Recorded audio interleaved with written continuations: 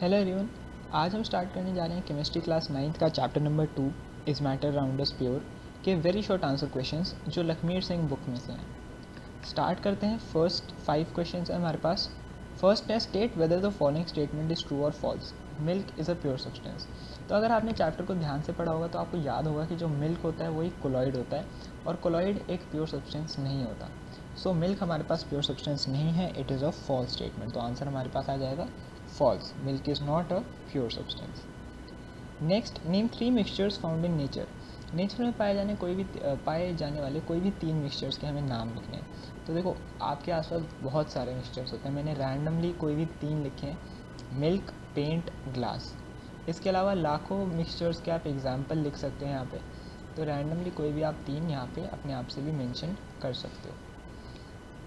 Third, which of the following is a mixture, salt, air, water, element, sugar.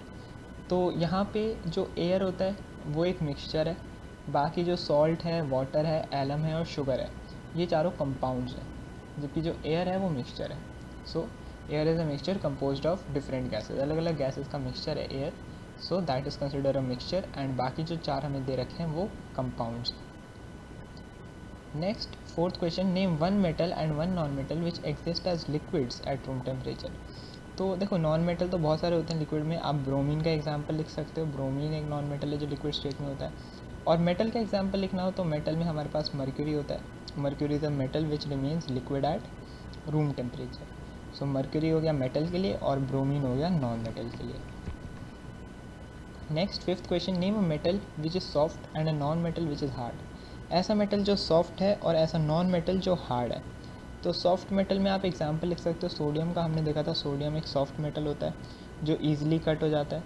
और hard non metal में आप लिख सकते हो carbon in the form of diamond. जब carbon diamond की फॉर्म में होता है तो वो बहुत ज़्यादा हार्ड होता है, जब एक तरीके से हार्डेस्ट नेचुरल सब्सटेंस है वो। So that is a hard non metal. Next 5 question 6 to 10। Six question है, name a non metal which is a good conductor of electricity. एक ऐसा नॉन मेटल जो गुड कंडक्टर होता है इलेक्ट्रिसिटी का। तो यहाँ पे हमारे पास दोबारा से कार्बन ही आ जाता है in the form of graphite. Graphite क्या है? एक फॉर्म है कार्बन की जो गुड कंडक्टर होती है इलेक्ट्रिसिटी की। याद रखना, graphite is a good conductor of electricity, diamond is a good conductor of heat. Next, name a liquid which can be classified as a pure substance and conducts electricity. एक ऐसा liquid जो pure substance मतलब हम उसे pure substance consider कर सकते हैं और वह इलेक्ट्रिसिटी कंडक्ट करता है। तो यहाँ पे मैंने मर्क्यूरी का एग्जांपल लिखा है। मर्क्यूरी क्या है? Mercury can be classified as a pure substance. वो प्योर सब्सटेंस है, लिक्विड है और वो इलेक्ट्रिसिटी कंडक्ट करता है। सो यहाँ पे हमारे पास मर्क्यूरी जो है ये सारी कंडीशंस फॉलो कर रहा है। सो यहाँ पे मैंने आंसर लिख दिया mercury. Next, name 1 solid 1 liquid and 1 gaseous non metal. तो ये भी बहुत सिंपल है, बहुत सारे एग्जांपल्स हैं हमारे पास। मैंने रैंडमली कोई 3 लिख लिए। कार्बन, ब्रोमीन और क्लोरीन जो होते हैं वो रिस्पेक्टिवली सॉलिड, लिक्विड और गैस नॉन मेटल्स होते हैं। Carbon is a solid non metal, bromine is a liquid non metal and chlorine is a gaseous non metal. Next, ninth question, name the property which allows metal to be hammered into thin sheets. कौन सी property है जिससे metals को हम thin sheets में hammer कर सकते हैं? That is malleability. और सेकेंड पूछा था कि can be drawn into thin wires. तो थिन वायर्स में ड्रॉ करने को हम कहते हैं डक्टिलिटी। सो फर्स्ट पार्ट का आंसर हो गया मैलिबिलिटी एंड सेकेंड पार्ट का आंसर हो गया ductility. Next, which type of elements, metals और non metals, show the property of brittleness. तो ब्रिटलनेस कौन शो करता है, मेटल्स या नॉन मेटल्स? देखो, मेटल्स तो मैलिएबल और डक्टाइल होते हैं। तो जो नॉन मेटल्स होते हैं वो ब्रिटलनेस शो करते हैं। मतलब हैमर करने पर वो छोटे छोटे पीसेस में ब्रेक हो जाते हैं, या मतलब वो ईजिली टूट जाते हैं। So metals show brittleness because they break easily. Next 5 question 11 to 15। What is meant by saying metals are malleable and ductile? मैलिबल और डक्टाइल का क्या मतलब है? मैलिबिलिटी वो प्रॉपर्टी है मेटल्स की जिससे जो अलाउ करती है हमें कि हमने हैमर कर सकें थिन शीट्स में। जैसे एलुमिनियम की फॉइल्स बनते हैं, सिल्वर की फॉइल्स बनते हैं। ये सब कैसे बनाए जाते हैं? उस मेटल्स को हैमर करके थिन शीट्स में कन्वर्ट करके। That is malleability. डक्टाइल का क्या मतलब है? Ductility is the property which enables metal to be drawn into thin sheets. वो प्रॉपर्टी मेटल की जिनसे हम उनको थिन सॉरी यहाँ पे मैंने एक मिस्टेक कर दी, थिन वायर्स आएगा यहाँ पे, drawn into thin wires. Sheets तो फिर वही बात होगी ऊपर वाली, ठीक है। शीट्स तो आता है मैलेबिलिटी में और वायर्स आता है डक्टिलिटी में। ड्रॉन इनटू थिन वायर्स, वो गई ductility. Next, what is meant by saying non metals are brittle. Non metals brittle हैं, इसका मतलब क्या है, non metals are brittle which means they break easily into tiny pieces when hammer. मतलब जब हम उनको हैमर करते हैं, उनको हैमर से बीट करते हैं तो वो छोटे छोटे पीसेस में ब्रेक हो जाता है, वो पतला नहीं होता, वो ब्रेक हो जाता है। Next, what is meant by saying metals are sonorous. Metals are sonorous का क्या मतलब है, metals are sonorous that is they produce ringing sound when we strike on them. मतलब या तो हम उन दोनों को स्ट्राइक कर रहे हैं, किसी और चीज़ को मेटल से स्ट्राइक कर रहे हैं तो वह रिंगिंग साउंड प्रोड्यूस करते हैं। तो वो जो साउंड प्रोड्यूस करते हैं उस प्रॉपर्टी को हम कहते हैं सोनोरिटी, और मेटल्स जो होते हैं वो सोनोरस होते हैं। नेक्स्ट क्वेश्चन है, what is meant by saying metals are lustrous. Question number 14। So metals are lustrous का क्या मतलब है, metals are lustrous which means they are shining in nature. मतलब उनका जो सरफेस होता है वो शाइनी होता है। ज़्यादातर हम किसी चीज़ को देख के बता देते हैं कि वो मेटल है या नॉन मेटल है ना। तो वो कैसे देख पा रहे हैं हम, उनकी शाइन से। हमने देखा वो सरफेस शाइन कर रहा है, तो दैट इज़ अ मेटल। तो मेटल्स की ये खास बात होती है कि वो शाइनी सरफेस के बने होते हैं। Next, 15th, what is the general name of materials which contain at least two pure substance and show the property of their constituents। दो प्योर सब्सटेंस से बने हैं वो तो ठीक है, बट सेकेंड पार्ट पे ध्यान देना, show the properties of their constituents. वो अपने कॉन्स्टिट्यूएंट्स की प्रॉपर्टीज़ शो करते हैं। तो जो करते हैं शो, उन्हें हम कहते हैं mixtures. Mixtures are the material which contain at least two pure substance and show the property of constituents. अगर यहाँ पे डज नॉट शो आ जाता तो हमारा आंसर पूरा चेंज हो जाता, वो हो जाता मिक्सचर से कंपाउंड्स। ये एक मेजर डिफरेंस है मिक्सचर्स और कंपाउंड के बीच। कि मिक्सचर अपने कंपोनेंट की प्रॉपर्टीज़ शो करता है और कंपाउंड अपने कंपोनेंट्स की प्रॉपर्टी, अपने कॉन्स्टिट्यूएंट्स की प्रॉपर्टी शो नहीं करता। So that is a major difference जो आप याद रखेंगे। Last set of question 16 to 20।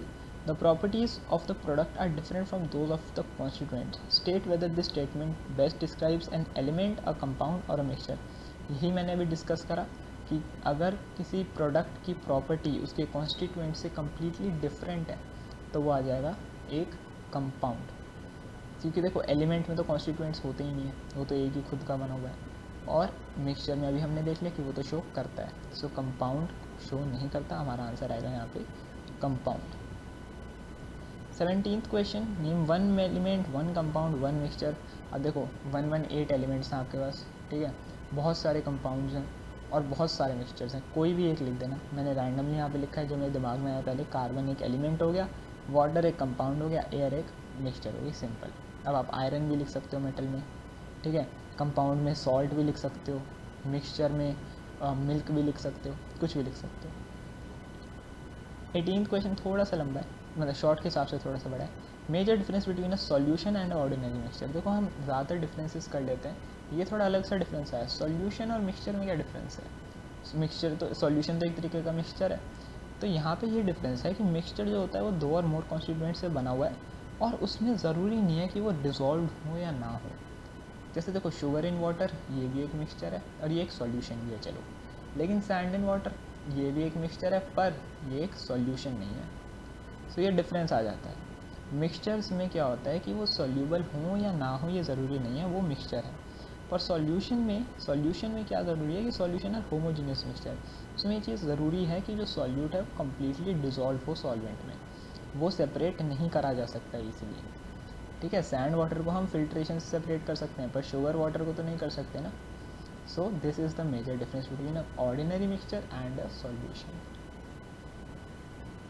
19th question, what name is given to those elements which are neither good conductor of electricity like copper nor insulators like sulfur।